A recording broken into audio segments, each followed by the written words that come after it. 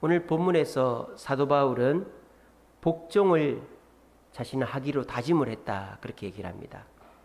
근데 복종을 하면 그냥 복종하면 될 텐데 어떻게 복종하겠다고 합니까? 내 몸을 쳐서 복종하겠다고 합니다. 아니, 그냥 하면 되지 왜 몸을 때려가면서 복종을 해야 될까요? 복종이 그만큼 쉽지 않기 때문이죠. 여기서 복종하다라는 단어는 헬라어로 돌라로게오라는 단어입니다. 돌라로게오. 자, 복종이라는 단어가 휘페레테스라는 단어가 있어요. 복종하다, 휘페레테스. 근데 이 휘페레테스는 권리를 가진 채로 복종하다, 이런 뜻이에요. 그게 무슨 말입니까? 복종을 안 할 권리도 있다, 이 말이죠. 그러니까 휘페레테스는 계약을 맺고 복종하는 것을 휘페레테스라 그래요. 그러니까 내가 이러한 것은 시키는 대로 하겠지만 내가 일주일에 한 번 쉬어야 되고 몇 시부터 몇 시까지만 일을 하고 이러한 것만 하겠다, 이런 복종이 휘페레테스라는 거예요. 근데 오늘 본문은 휘페레테스의 복종이 아니고 돌라로게오의 복종이에요. 돌라로게오의 원형은 둘로스입니다. 둘로스. 둘로스라는 단어도 복종이라는 단어예요. 둘로스라는 단어 많이 들어보시지 않았나요? 우리 김옥근 권사님, 우리 레온 자매가 탄 배 이름이 둘로스호 아니었어요? 맞았죠? 그러니까 우리 김옥근 권사님의 둘째 따님이 그 선교단체에서 봉사를 했어요. 근데 둘로스호라는 배가 있어요. 그 배는 의료선입니다. 의료선. 그러니까 환자를 치료하는 배인데 배를 타고 전 세계를 다니는 거죠. 특별히 아프리카나 동남아시아나 남미나 저런 의료 혜택을 많이 못 받는 곳에 가서 이렇게 그 사람들을 치료해주는 일을 하는 게 둘로스호라는 배인데, 그 배에서 우리 그 김옥근 권사님 둘째 따님이 몇 년 동안 봉사했어요? 2년 동안 봉사를 했다고 합니다. 그러니까 그 배에 탄다는 것은 보통 각오가 없어서는 안 되는 거죠.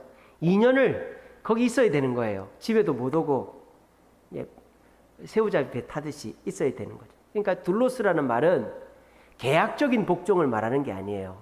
무조건적인 복종을 말하는 거예요. 그러니까 내가 하고 싶으면 하고 하기 싫으면 말고가 아니고 무조건적으로 복종하다라는 게 둘로스라는 단어라는 거예요. 오늘 본문에서 내 몸을 쳐서 복종하다 할 때 돌라로게오의 원형은 둘로스라는 거예요. 그러니까 이 복종은 내가 마음으로 하기 싫어도 해야 되는 복종을 말하는 거예요. 자, 내가 마음으로 하기 싫은 복종 하기 쉽습니까? 어렵습니까? 어렵다, 이 말이에요. 그래서 바울은 어떻게 한다? 내 몸을 때려서라도 내가 복종하겠다라는 거예요. 왜 그렇게 하느냐? 내가 나중에 버림받지 않기 위해서 그렇게 한다라는 거예요. 자, 이건 또 도대체 무슨 말이냐? 실컷 복종을 했는데 나중에 버림받는다. 이게 무슨 말일까요? 10번 복종하다가 한 번 복종하지 않으면 그 사람은 버림받는 거예요. 이완용이라는 사람이 있습니다. 이완용, 우리나라를 일본에 팔아먹은 외무 대신 매국노 아닙니까? 매국노의 표상. 근데 이완용은 원래 애국자였죠. 원래 조선을 굉장히 위하고 대한제국의 충신이었습니다. 근데 딱 한 번 복종하지 않은 거예요. 언제? 조선이 이러다가는 전쟁이 나겠다. 그래서 이완용이 한 유명한 말이 뭡니까? 전쟁보다 차라리 전쟁하지 않는 평화가 낫다, 이 말인 거예요. 차라리 우리 전쟁하지 말고 평화롭게 지내자. 그래서 이완용이 우리나라를 일본에다 갖다 바친 거예요. 딱 한 번 복종을 안 했어요, 이완용. 그래서 이완용은 우리나라 역사에서 버림을 받은 것입니다. 또 정도전이라는 사람이 있었죠. 정도전 아시죠? 조선의 개국공신 아닙니까? 조선을 설계한 사람이 정도전이죠. 근데 이 정도전도 버림을 받습니다. 왜? 정도전이 끝까지 이 왕 앞에 충성하지 않았기 때문에, 자기 고집을 피웠기 때문이죠. 복종이라는 것은 열이면 열을 다 해야 버림을 받지 않는 거예요. 근데 내가 한 9번 복종하다가 10번째에 내 마음대로 하면은 그 사람은 버림받는 자. 복종하지 않은 자로 기억이 되는 것입니다. 그럴 가능성이 제일 높은 사람들이 누구예요? 목사들이에요. 목사들이 제일 조심해야 되는 거예요. 실컷 교회 개척하고 뭐 삼각교회 한 10평 해가지고 거기서 살고 그렇게 해서 성도들 부흥하고 교회 짓고 그렇게 해서 막 죽을 고생 해가지고 교회 개척하고 교회 짓고 교회 충성한 목사들이 은퇴할 때 돼가지고 욕심이 나가지고 교회 앞에 거짓말하고 자기 집 사고 자기 땅 사고 명의를 교회 명의로 해놓는다 해놓고 명의를 살짝 자기 명의로 돌려놓고 그리고 은퇴할 때 그래놓고 집 달라 차 달라 한 달에 얼마씩 달라. 그 목사는 버림받는 목사가 되는 거죠. 평생 한 설교가 땅바닥에 내동댕이 치는 목사가 되는 거죠. 그러니까 천국 가면 멸관이 제일 없는 사람이 아마 목사들일 것입니다.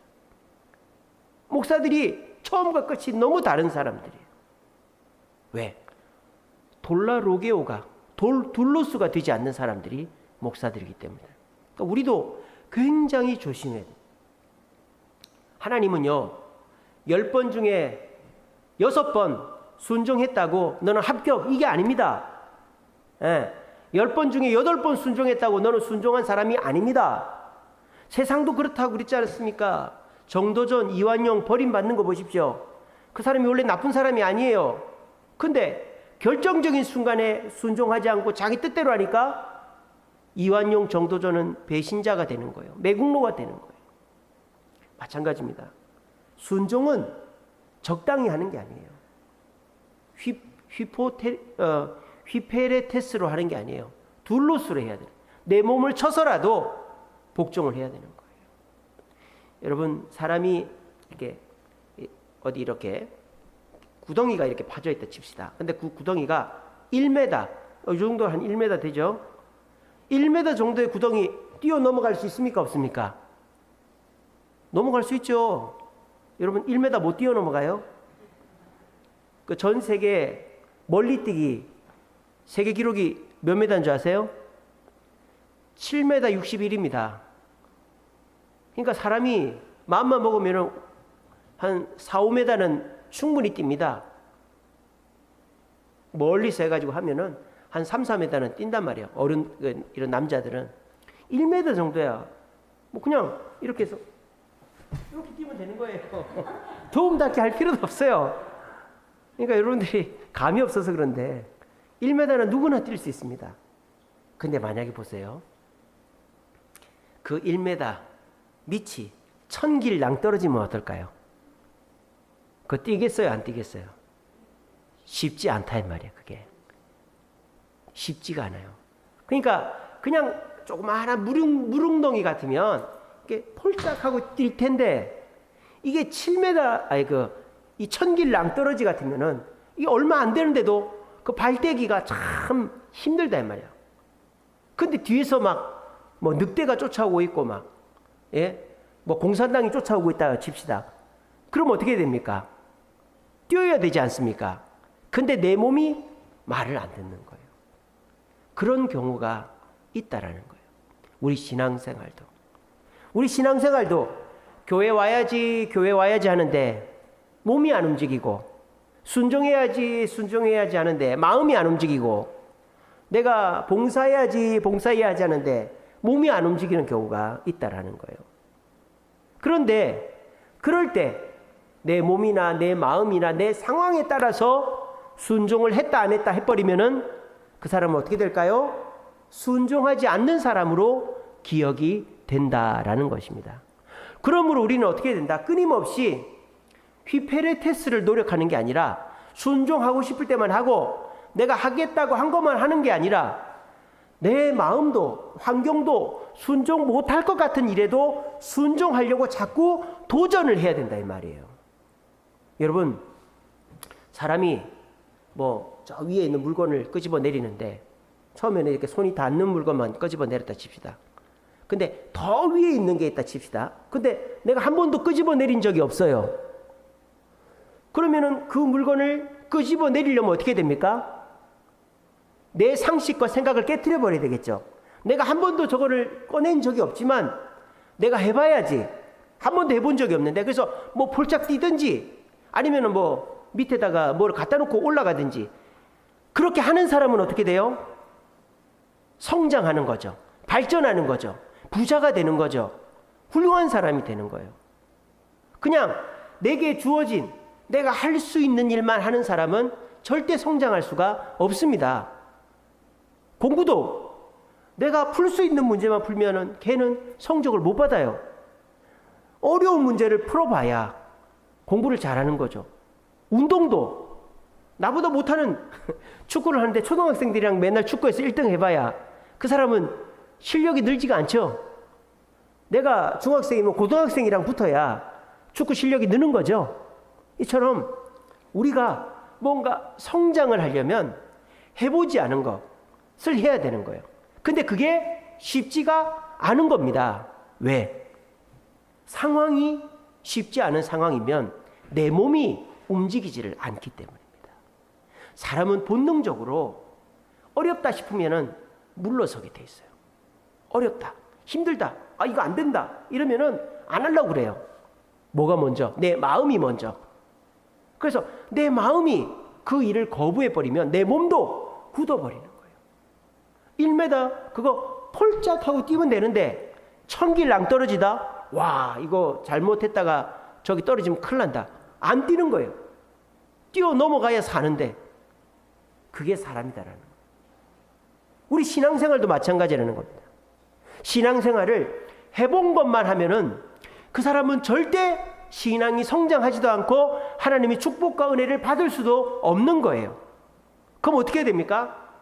내가 해보지 않아도, 경험해보지 않아도 내 몸을 쳐서라도 그 일을 해보는 사람의 신앙이 성장하는 거죠. 심지어는요, 내가 이 일을 한 번도 해본 적이 없어요. 그리고 내 마음은 지금 이걸 하기 싫어요. 그렇다 손 치더라도 하나님께서 이 일을 하라는 것이 분명하면 그 일을 할 때에 나는 예전과 다른 신앙의 성장을 이룰 수가 있는 겁니다. 이거를 뭐라고 합니까? 숙련되었다라고 하는 거예요. 숙련되었다. 여러분, 숙련되었다라는 게 뭡니까? 마음으로 생각하지 않아도 몸이 그냥 하는 거를 숙련되었다고 하는 거죠. 우리 요리를 잘하는 어머니들은 어떻게 합니까? 딴 데 쳐다보면서도 칼질을 막 이렇게 하죠. 그죠? 또 운전을 잘하는 남자들은 어떻게 합니까? 얘기하면서도 악셀 밟고 브레이크 밟고 좌회전하고 우회전하고 깜빡이 넣고 다 하죠. 또 뭐 페인트 칠을 잘하는 분들은 어떻습니까? 뭐 다른 데 보면서도 페인트 칠하는 거예요. 이게 뭐예요? 내 뇌를, 마음을 거치지 않고 일을 할 수 있는 것이 숙련되었다라는 거예요. 우리 그리스도인들도 그렇게 되어야 되는 거예요. 사사건건 내 마음의 동의를 얻고 무언가를 하려고 하면 그 사람은 절대 숙련될 수가 없고 더 대단한 일을 할 수가 없다라는 거예요. 오늘 저는 이 복종 숙련된 그리스도인이 어떻게 하면 되는가에 대해서 말씀을 드리고자 합니다. 우리가 처음부터 복종하는 그리스도인은 없죠. 처음에는 내가 동의가 돼서 교회를 나옵니다. 아, 교회 한번 가볼까? 누가 교회를 가자고 하는데 그래 한번 가보지 뭐. 내가 동의를 하고, 또 예배를 드리는데 아 그래 내가 뭐 한 시간 앉아있지 뭐 동의를 하고, 헌금을 하는데 아 내가 뭐 돈 10,000원 정도는 할 수 있지 뭐 헌금을. 그러니까 처음에 신앙생활은 내 머리가 동의를 해야 하는 거예요. 근데 내 머리의 한계에 사로잡혀서 신앙생활 하면은 그 사람은 내 머리의 한계를 넘어서는 거를 체험할 수가 없는 거예요.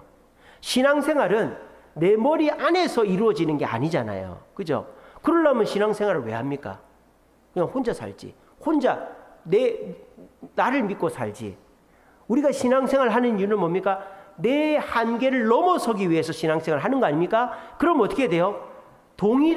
내게 동의되지 않는 것도 내가 할 수 있게끔 되어야 되는 거예요. 그죠?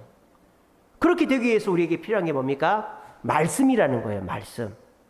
우리가 처음에는 말씀 없이 내가 그냥 내 생각에 아 그렇게 해도 되겠다, 그 정도는 내가 할 수 있겠다 하는 마음으로 교회를 나오는 거예요. 헌금도 하고 봉사도 하는 거예요. 근데 말씀을 듣다 보니까 내가 저것까지는 안 되겠는데, 근데 말씀을 들어보니까 하나님 앞에 충성하면 하나님이 면류관을 주시고 복을 주신다네. 주일 예배 말고 새벽기도 나와서 기도하면 하나님이 응답을 해주신다네. 이 말씀을 듣는 거예요. 그죠? 말씀을 듣고 나면 어떻게 됩니까? 내가 처음에는 동의되는 것 정도만 했는데 말씀을 듣고 보니까 내가 동의가 안 되지만 말씀에서 그렇게 된다고 하니까 내가 그렇게 해볼까 하고 한 단계 확장하는 거죠. 그 단계가 뭐예요? 순종의 단계예요. 순종의 단계. 그렇게 해서 내가 말씀을 믿고 그 단계까지 가는 거예요. 그래서 내가 해본 적이 없지만 새벽기도를 나가보고, 내가 해본 적이 없지만 뭐 헌금을 해보고, 또 주님 앞에 봉사를 해보고, 그렇게 했더니 어떻게 돼요? 진짜 새벽에 나와서 기도했더니 내 문제가 해결이 되고 말이죠. 새벽기도 뭐 수요기도 금요기도 나갔더니 은혜를 받고 말이죠. 봉사하니까 기쁨이 있고, 내 생각은 그거 하면 힘든데 라는 생각을 했지만 말씀을 의지해서 하니까 기쁨이 있네, 변화가 있네. 그런 단계를 가는 거예요. 그게 순종의 단계예요. 그러면은 그 단계에 머물면은 그것밖에 못 누리는 거예요. 그럼 그 다음 단계가 뭡니까? 둘로스의 단계라는 거예요. 복종의 단계라는 거예요. 그건 뭡니까? 상황이, 내가 그걸 할 상황이 아니에요. 내가 지금 뭐 주님이 나한테 뭐 어떤 직분을 맡으라고 하고, 뭐 어떤 일을 하라고 하고, 남을 어떻게 도와주라고, 전도하라고 하고, 이렇게 하라고 하는데 내 몸도 그 상황이 아니고, 내 가정도 그 상황이 아니고, 내가 그걸 해본 적도 없고, 그래서 상황을 빗대어 보면 내가 그 일을 할 수 있는 처지가 아니기 때문에 내 마음은 주저주저하고 할 수 없다고 하는 거예요. 그럴 때 우리에게 필요한 게 뭐다? 내 몸을 쳐서 복종을 해야 된다는 거예요. 아시겠죠? 그렇게 하면 어떻게 됩니까?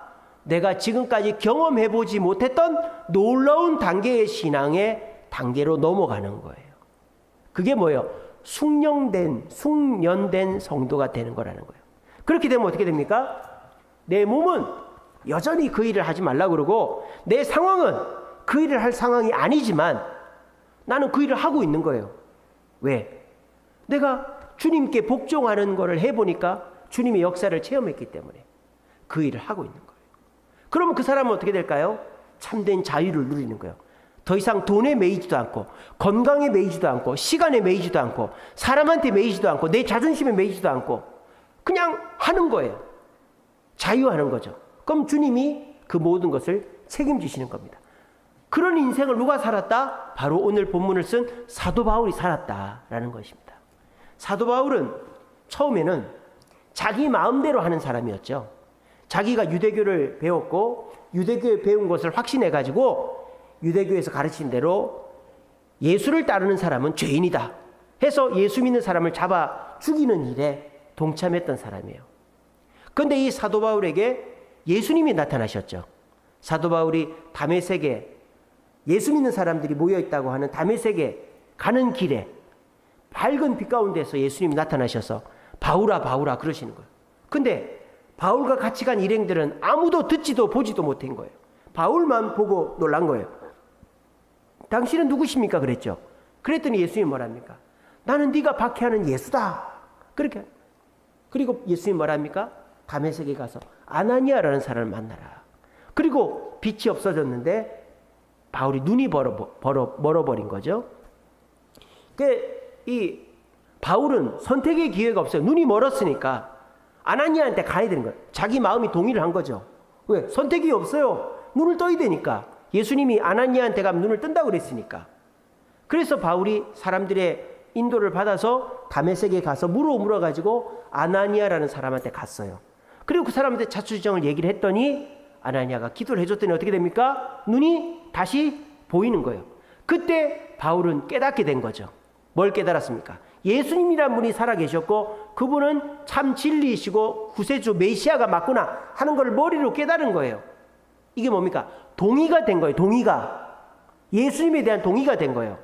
근데 이 바울은 여전히 자기가 동의가 되는 일만 하려고 했던 거예요. 그 증거가 뭐예요? 바울이 다른 예수 믿는 사람들과 어울려서 복음을 전한 게 아니라 자기 혼자서 복음을 전했던 거예요. 어디 가서? 고향인 다소에 가서 혼자서 복음을 전한 거예요. 왜? 다른 사람들과 섞이질 않았거든. 자기를 양보하거나 내려놓지 않고 자기 생각이 아직도 살아있으니까. 내가 동의되지 않는 거는 하지 않으려고 하니까 사람들과 섞일 수가 없었던 거죠. 오늘 자리에 계신 분들도 신앙생활을 시작함에 있어서 여러분들이 깨달았을 거예요. 그렇구나. 예수님이 살아계시고 그 예수님을 믿으면 내가 지옥이 아니라 천국에 가는구나. 그리고 천국에 가서 멸류관을 얻으려면 내가 예배생활, 봉사생활, 기도생활, 헌금생활 해야 되겠구나. 동의가 딱 됐을 거예요. 그러면은 그 동의가 된 채로 어디를 와야 될까요? 교회를 와야 되는 거예요. 교회를. 왜? 신앙생활은 혼자 할 수가 없기 때문입니다. 근데 교회를 왔는데 내 생각대로 똑같이 신앙생활 하는 사람이 있을까요? 없을까요? 없어요. 다 가지각색이고 일찍 오는 사람, 늦게 오는 사람, 뭐 이렇게 기도하는 사람, 저렇게 기도하는 사람, 이렇게 봉사하는 사람, 저렇게 봉사하는 사람, 목소리 큰 사람, 적은 사람, 말 많은 사람, 말 적은 사람, 뭐 쳐다만 보는 사람, 막 성질 급한 사람, 가지각색이 있단 말이에요. 근데 만나는 사람마다 왜 당신은 늦습니까? 왜 당신은 말이 많습니까? 왜 당신은 시끄럽습니까? 왜 당신은 일을 안 합니까? 그러면 그 사람은 그 교회에 적응이 될 수 있어요? 없어요? 없어요. 그 사람은 신앙이 절대 성장할 수가 없는 거예요. 그러니까 신앙생활은 어떻게 됩니까? 동의의 수준에서 끝나면 그 사람은 예수는 믿지만 예수님의 은혜나 변화는 경험할 수가 없는 것입니다. 여러분 기억하십시오. 예수는 내가 믿지만 신앙의 성장은 교회가 시켜주는 거예요. 아시겠어요? 나 혼자 신앙 성장할 수가 없습니다. 제가 누누이 말씀드리잖아요. 내 손으로 내 뺨을 때리면 아프게 때린다 안 때린다? 안 때립니다. 조금 아픕니다만은 많이 아프지 않습니다. 왜? 나는 내 몸을 아프게 할 수가 없기 때문이죠. 여러분이 아무리 훌륭한 인내심이 많고 대단한 분이라도 내 혼자서 나를 바꿀 수 있다? 그런 사람은 없어요. 세계에서 최고로 훌륭한 운동선수는 세계에서 최고로 훌륭한 운동선수였던 사람을 코치로 쓰는 거예요. 돈을 많이 줘서라도. 아시겠죠? 그렇게 해야만 그 사람이 넘어가지 못하는 문제점을 넘어갈 수 있는 거예요. 여러분 신앙생활은 절대 내 머리에서 내 마음에서 동의되는 대로 하면은 예수는 믿고 천국은 갈지 몰라도 절대 신앙의 성장을 경험할 수가 없습니다. 예수는 내가 믿고 구원은 각자지만 성장은 신앙이 성장하고 내 삶이 변화되는 것은 절대 혼자서는 안 된다. 교회에 와야 된다 하는 것을 바울을 통해서 알 수 있는 거예요. 그래서 바울은요, 예수를 만나고 난 이후에도 수년 동안을 신앙의 성장 없이 혼자 있었던 거예요. 거의 버림받은 상태로. 근데 이 바울에게 어떤 계기가 생깁니까? 바나바라는 사람이 찾아오는 거예요. 근데 이 바나바라는 사람은 참 사람이 좋은 사람이에요. 바울을 잘 맞춰주는 사람이었어요. 바나바가 굉장히 성격이 좋은 사람이었잖아요. 그래서 막 야단치거나 비난하거나 정죄하는 사람이 아니라 바울의 말을 들어주고 이해하고 양보하는 사람이었어요. 그래서 바울한테 혼자 이러지 말고 궁상 떨지 말고 나랑 같이 하자고 이렇게 말하지 않고 바울 선생님 선생님의 명성을 많이 들었습니다. 선생님이 꼭 오셔서 도와줘야 될 일이 있는데 같이 가면 안 될까요? 이런 식으로 했을 것 같아요.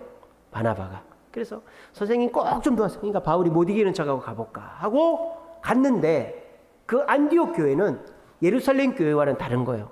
예루살렘 교회는 나 잘난 맛으로 사도들이 바울을 쳐다도 안 보고 우리 잡아 죽이려고 했던 놈 이렇게 오해만 했는데 안디옥 교회를 가보니까 세상에 바울 형제님 하면서 잘 맞아주고 칭찬해주고 격려해주고 잘한다 우쭈쭈 해주니까 바울이 그 속에서 말씀을 배우고 성도의 사랑을 느끼고 신앙이 성장하고 변화가 된 거예요. 그래서 바울이 그 속에서 이제 교사, 그러니까 하나님을 이제 전하는 그런 가르치는 그런 교사가 될 수가 있었던 것입니다. 그래서 바울은 자기가 깨달아 동의되는 단계에서 바나바의 이끌림을 통해 안디옥 교회에 감으로 어떻게 됩니까? 이 바울이 이제 드디어 신앙의 성장, 한 단계 성숙하는 그리스도인이 될 수 있었다는 거예요. 근데 이 바울에게 또 결정적인 문제가 생깁니다. 어떤 문제가 생깁니까? 바나바하고 싸우게 되는 거예요. 싸우게 되는 거예요. 왜? 이 바울과 바나바가 1차 전도여행을 갈 때 바나바의 조카였던 마가 요한을 데리고 갔었죠. 근데 이 마가 요한이 선교 여행을 하다가 너무 힘들어가지고 중간에 돌아가 버렸어요. 왜냐하면 마가 요한은 부잣집 도련님이었거든요. 그러니까 힘든 거를 경험을 안 해보다 보니까 돌아가 버린 거예요. 그래서 이 바울과 바나바가 고생 해가지고 1차 전도여행을 끝내고 돌아왔어요. 그리고 2차 전도여행을 떠날 때 이 바나바는 성품이 좋으니까 실수하고 넘어졌던 마가 요한을 다시 데려가자고 얘기했어요. 근데 바울이 뭐라 그러는 거예요? 안 된다는 거예요. 안 된다. 그렇게 약해 빠진 놈 데려가면은 우리 선교 여행이 방해가 된다. 절대 그러면 안 된다. 그래가지고 바울과 바나바가 싸워버린 거예요. 그래서 어떻게 됩니까? 바나바는 마가 요한을 데리고 따로 가고 바울은 실라라는 사람과 또 따로 가는 거예요. 저는 이것이 바울 사역에 있어서 큰 단점이었다고 생각합니다. 아마 만약에 바울이 그때 바나바와 마가를 데리고 선교 여행을 했으면 더 빨리 더 많이 복음을 전했을 것이다. 저는 그렇게 생각합니다. 근데 바울이 그때 혈기를 부리고 이 바나바의 말을 따르지 않았기 때문에 이 바울의 선교 여행은 한 단계 주춤할 수가 있었던 것입니다. 우리도 그럴 때가 있죠. 내가 교회를 왔어요. 내 의지에 따라서 왔고 또 교회를 나오다 보니까 바나바처럼 우리 장로님, 권사님, 집사님들이 너무 좋은 분들이에요. 큰 소리 내도 이해해주고 욕심 부려도 눈 감아주고 늦어도 이해해주고 실수해도 덮어주고 막 그러니까 막 사람들이 너무 좋은 거예요. 그래서 이 교회는 천사들만 있는가 봐. 정말 교회라는 것은 좋은 것이야. 나의 이런 부족함을 덮어주니까 내가 신앙생활 열심히 해야지. 그러면서 막 신앙생활이 재미가 있을 때가 있습니다. 근데 그러다가 내가 정말 싫어하고 나하고 안 맞는 사람이나 상황이 딱 부딪힐 때가 있어요. 그럴 때 그 고비를 못 넘어가는 사람이 있습니다. 그런 사람은 교회를 떠나는 거예요. 그런 사람이 간혹 있습니다. 그래서 막 교회를 왔는데 정말 교회 성도들이 나랑 맞고 나하고 마음이 통하는 성도들이 있고 또 목사님의 설교가 맞고 이래서 정말 그 교회에 확 젖어들 때가 있단 말이에요. 근데 어떤 사람이나 설교에서 어떤 부분이나 또 교회 행사에서 어떤 사건이 계기가 딱 돼가지고 그게 딱 내 마음에 부딪히는 거예요. 용납이 안 되는 거예요. 그랬을 때 그거를 얘기를 하고 고쳐달라고 하고 항의를 했는데도 불구하고 고쳐지지 않고 내 뜻대로 되지 않을 때 교회를 떠나는 사람들은 그렇게 되면은 물론 다른 교회 가서 신앙생활 열심히 해서 신앙이 성장할 수 있겠지만 신앙이 더 빨리 성장할 수 있는 기회를 놓쳐버리게 되는 것입니다. 이럴 때 필요한 게 뭡니까? 둘로스가 필요하단 말이에요. 내가 신앙이 급성장할 수 있는 기회에 내가 내 마음이 용납이 되지 않는다고 바울과 바나바가 갈라진 것처럼 내 마음이 용납이 되지 않는다고 그 상황을 못 받아들여 버리면 그 사람은 신앙은 성장하지 않고 그 사람은 더 큰 주님의 은혜를 체험할 수가 없는 거예요. 근데 그때 우리가 이 일이 하나님의 뜻이 맞고 그리고 내가 마음으로 용납이 안 되지만 하나님의 뜻이 그렇다 치면 내가 그걸 둘로스 내 몸을 쳐서라도 복종해 버리겠다 하면은 그 사람은 어떻게 되는 거예요? 신앙이 급성장해 버린단 말이에요. 바울이 그런 때가 있었어요. 언제? 마케도니아에서 그리스에서 터키 땅에서 전도를 하는데 마케도니아 사람이 꿈속에 나타나가지고 우리를 도와달라고 그래요. 마케도니아는 유럽 그리스 땅이거든요. 그리스 북쪽이 마케도니아 아닙니까? 그래서 바울이 고민합니다. 나는 이 소아시아 터키 지역의 복음화를 마무리하고 싶은데 환상 중에 마케도니아 사람이, 그리스 사람이 나를 도우라고 하니 어떻게 하면 좋냐? 고민하다 어떻게 합니까? 바울이 내 생각을 선택하지 않고 내 몸을 쳐서 복종을 하는 거죠. 어떻게? 그리스 전도를 한 거예요. 그래서 바울이 그리스 전도, 빌립보, 마케도니아, 데살로니가, 베레아, 아테네, 고린도, 이렇게 그리스 지역을 전도를 하면서 그리스 땅에 수많은 사람을 구원하고 바울의 선교사에게 많은 물질적 구원을 해준 곳들이 그리스 교회였다라는 거예요. 그러니까 바울의 사역이 로마까지 이어지게 된 가장 결정적인 원동력은 그리스 교회들의 후원이었다라는 거예요. 우리도 마찬가지입니다. 내가 정말 나하고 안 맞는 사람이 있을 수 있어요. 내가 정말 그 부분은 내가 용납이 안 되는 그런 거가 있을 수 있어요. 근데 그게 잘못된 게 아닙니다. 아니 내가 안 맞는 게 있는 게 무슨 죄입니까? 그건 잘못된 게 아니죠. 여러분들이 그걸 안 맞다고 해도 그게 여러분들 잘못이 아니에요. 예를 들자면은 뭐 어떤 사람이 목소리가 큰 사람이 있을 수도 있고, 어떤 사람이 막 욕심 부리는 사람이 있을 수 있고, 어떤 사람이 자꾸 거짓말하는 사람이 있을 수 있어요. 그게 나한테 안 맞죠. 그 지적을 해야 되죠. 근데 그 사람이 안 고쳐지고, 그런 경우에 근데 저 사람 보기 싫어서 교회 안 나온다, 이럴 수가 있어요. 그래서 그거는 잘못된 게 아니에요. 근데 우리 주님은 뭐라고 말씀하십니까? 원수도 사랑하라고 했는데 같은 교회 사람 그 용서 못하냐? 우리한테 그런 마음을 주시는 거예요. 그러면서 우리 주님 또는 뭐라고 하시느냐? 야, 남의 티끌은 보면서 네 눈에 들보는 못 보냐? 그렇게 얘기하시는 거예요. 그럴 때 그 말씀을 받아들이고 내 몸을 쳐서 둘로서 하는 거죠. 복종하는 거죠. 그러면 어떻게 될까요? 나는 앞으로 거짓말하는 사람, 욕심 부리는 사람, 게으른 사람이 나한테 거치는 돌이 되지가 않는 거예요. 무슨 말인지 알겠습니까?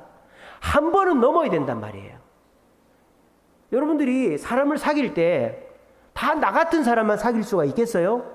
다 정상적인 사람만 사귈 수 있겠어요? 다 뭐 사회적으로 어느 정도 성공했고 교양이 있고 뭐 갖춘 사람만 사귈 수 있겠어요?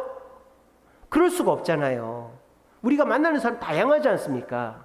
특별히 교회는 어떤 것입니까? 죄 있는 사람, 거짓말하는 사람, 뭐 욕심 부리는 사람, 교만한 사람 다 오는 것이 교회 아닙니까? 근데 당신은 욕심 부리니까, 당신은 교만하니까, 당신은 게으르니까, 당신은 거짓말하니까, 그런 식으로 하면은 교회가 부흥이 안 되는 거예요. 교회가 부흥이 안 돼. 교회가 부흥을 하려면 어떻게 돼요? 그런 사람들을 다 포용을 해야 되는 거예요. 포용을 하려면 어떻게 돼요? 내 몸을 쳐서 그 사람을 받아들여야 되는 거예요. 내 마음은 그 사람 용납이 안 돼. 나는 지금까지 살면서 거짓말 하는 거 나는 나한테 용납이 안 되고, 저렇게 욕심 부리는 거 용납이 안 되고, 저렇게 막 이간질하는 거 용납이 안 돼. 하지만 주님이 원수도 사랑하라 했고, 남의 티를 보지 말고 내 눈에 들보를 보라고 그랬으니까 저 사람 용납해야지. 내 마음이 아니라 내 마음을 쳐서 복종을 시킴으로 그 사람 받아들이면 어떻게 될까요? 우리 교회는 부흥을 하는 거예요. 그리고 내 주변의 사람은 더 늘어가는 거예요. 아시겠죠? 여러분들이 내가 생각하는 그 사람, 나한테 맞는 그 사람, 또 내가 용납할 수 있는 그 사람만 사귀면 우리는 점점 사람을 잃을 수밖에 없습니다. 왜? 나하고 맞는 사람이라도 어느 순간에 나하고 안 맞는 게 딱 드러나 버리거든요. 그럼 그 사람 버리는 거예요. 또 나하고 정말 찰떡같이 맞는 친구라도 평생 나하고 같이 있을 수 있어요. 이사를 간다든지 직장을 옮긴다든지 몸이 아프다든지 먼저 세상 떠날 수 있잖아요. 그래서 제가 말씀드렸잖아요. 나이가 들면 들수록 갑장 친구를 만날 수가 없어요. 왜? 갑장 친구가 없기 때문입니다. 나하고 나이도 같고 성격도 같고 맞는 사람을 나이가 들면 만날 수가 없어요. 그럼 어떻게 됩니까? 내 몸을 쳐서 복종을 해야 되는 거죠. 아, 저 사람 뭐 이러이러한 거는 마음에 안 들지만 그래도 마음에 드는 게 있기 때문에 가까이 해야 돼요. 그래야 사람을 잃지 않지. 저 사람 이래 싫고 저래 싫고 이래 싫어요. 그러면 내 주변에 아무도 없는 거예요. 여러분 그렇게 살고 싶으세요? 그 마누라 죽고 남편 죽고 자식 그럼 혼자 사는 거예요. 그러면 그런 분들 많잖아요. 그 우리 요양보호사 하시는 분들은 많이 보잖아요. 성격이 꼬장꼬장한 할아버지 할머니들이 있어요. 가보면 친구도 없어. 부모 자식도 안 찾아와. 근데도 혼자 고집만 세가지고 요양보호사한테 당장 가라고, 못 쓰겠다고. 요양보호사도 안 오는 그런 어르신들이 있어요. 그 얼마나 불행한 사람입니까? 자기가 자기를 불행하게 만든단 말이에요. 아시겠죠? 그러니까 우리가 우리의 신앙의 단계가 성장하려면 어떻게 돼요? 내 마음은 그렇지 않지만 받아들이는 단계로 가야 되는 거예요. 그러면 어떻게 됩니까? 여러분들은 여러분들이 경험하지 못한 놀라운 능력을 경험하는 거예요. 바울이 로마까지 복음을 전했듯이 말입니다. 제가 예전에 읽었던 책 중에 중국에 이렇게 전도를 열심히 하셨던 워치만 리라는 그 분이 계세요. 워치만 리, 그런 분이 계시는데, 그분 책을 제가 영에 속한 사람이라는 책을 3권짜리 책인데 학생 때 참 감명 깊게 읽었는데, 우리랑 신학은 약간 다릅니다. 근데 이제 그 책에 이런 내용이 있어요. 이 워치만 리라는 분이 병이 들었어요. 그래가지고 누워있는데 시름시름 앓다가 이제는 일어나 앉지도 못하는 거예요. 숨쉬기도 힘든 거예요, 이분이. 그렇게 열심히 복음 전하고 하나님 일을 하던 사람이 병이 들어서 누워있는데 움직이지도 못하고 이제는 막 앉을 수도 조차, 숨 쉬는 것조차 어려워진 거예요. 그러니까는 그 워치만리의 가족들이나 지인들이 오늘 밤을 넘기기가 힘들겠다, 이렇게 딱 된 거예요. 그래가지고 중국 그 집은 1층이 있고 2층이 있는데 1층은 이제 거실이 있고 2층이 침실이었어요. 그 책에 그렇게 써 있었어요. 그 워치만리가 이렇게 침실에 누워 있는데 그 지인들이랑 가족들은 1층에서 장례치를 준비를 하고 있었답니다. 근데 이렇게 누워서 내가 움직이지도 못하고 숨쉬기도 힘드니까 나는 이제 죽는가 보다, 이렇게 하는데 마음속에 하나님의 음성이 들리더랍니다. 일어나 앉아라, 이런 말씀이 들리더래요. 일어나 앉아라. 아니 지금 숨도 쉬기 힘든데, 내 몸이 지금 숨도 쉬기 힘든데 어떻게 일어나 앉느냐, 뭐 속으로 별의별 생각이 다 드는 거예요. 근데 하나님의 음성이니까 순종하는 마음, 땀을 뻘뻘 흘리면서 일어나 앉으려고 몸을 꼼지럭 대다가 허리를 세우고 팔에 힘을 주고 해가지고 한 시간 2시간 걸렸겠죠. 겨우 그 침대에 딱 걸터 앉은 거예요. 온 몸이 땀으로 젖었습니다. 그런데 또 하나님이 마음속에 음성을 주시는 거예요. 저기 벽에 걸려있는 네 코트를 입어라, 이런 음성이 들리는 거예요. 아니 내가 지금 1-2시간 걸려가지고 이 침대에 걸터 앉은 것도 내가 지금 죽었다 살아날 판인데 저기까지 가서 저 코트를 입으라고? 근데 워치만리가 어떻게 했느냐, 순종을 한 거예요. 복종을 한 거죠. 둘로스를 한 거죠. 자기 몸을 친 거예요. 벌벌 기어가지고 벽을 짚고 올라가서 겨우 그 옷을 떨어뜨려가지고 그 옷을 땀을 뻘뻘 흘리면서 그 외투를 입은 거예요. 외투를 딱 입었어요. 그리고 나니까 또 마음속으로 하나님이 또 어떤 마음을 주시냐, 걸어서 내려가라는 거예요. 2층에서 1층으로 걸어 내려가는 거예요. 아니 지금 이 옷 입는데도 내가 죽을 것 같았는데 어떻게 걸어 내려가냐. 근데 순종을 한 거예요. 워치만리가 그 옷을 입고 난간을 붙잡고 한 발짝 내려가기 시작합니다. 밑에 있던 사람들이 뭐 삐그덕 소리가 나니까 소리 나는 것을 쳐다봅니다. 깜짝 놀란 거예요. 유령인 줄 알았대, 유령.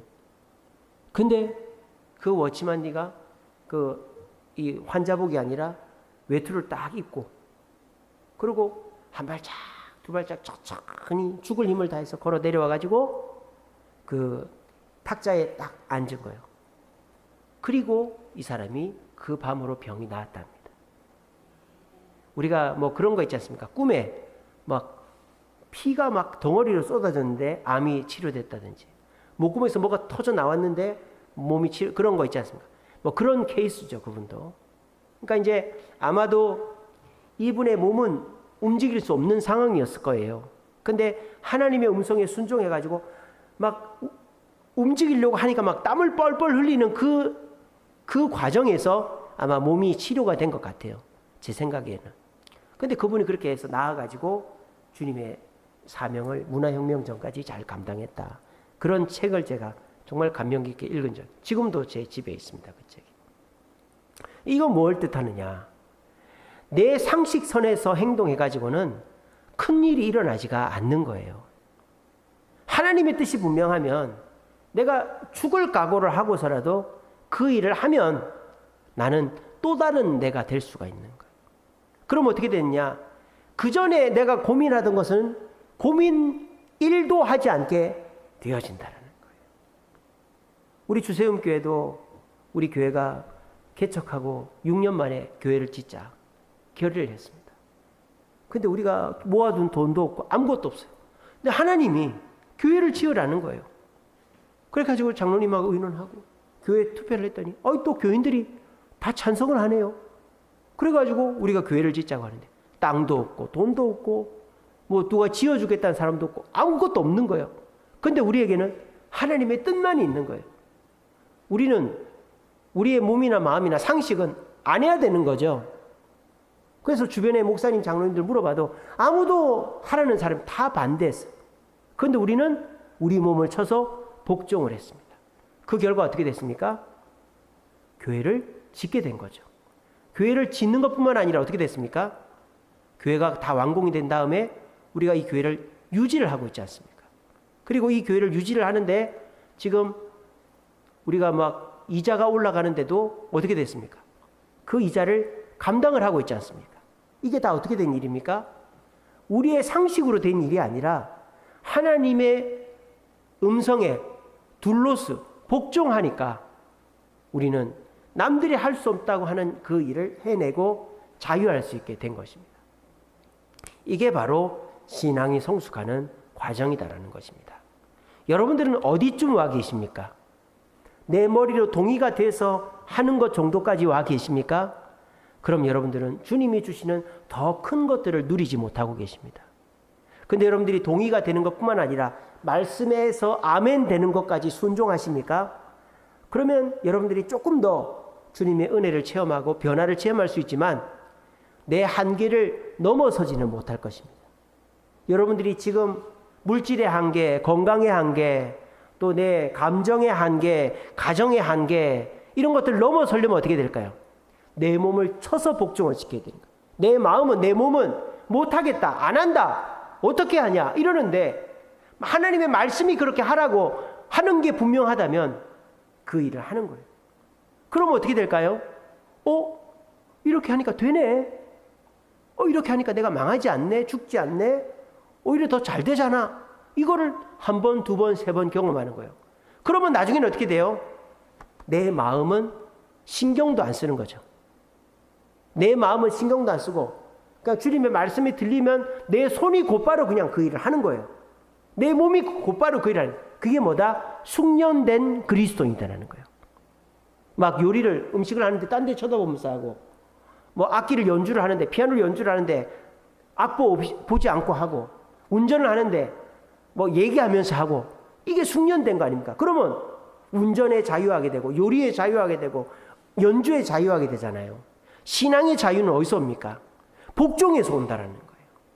내가 동의가 되는데, 내가 말씀 듣고 순종할 수 있는 데만 순종하면 신앙의 자유는 없어요. 진리가 너희를 자유롭게 하리라고 말씀이 이렇게 적혀 있지 않습니까?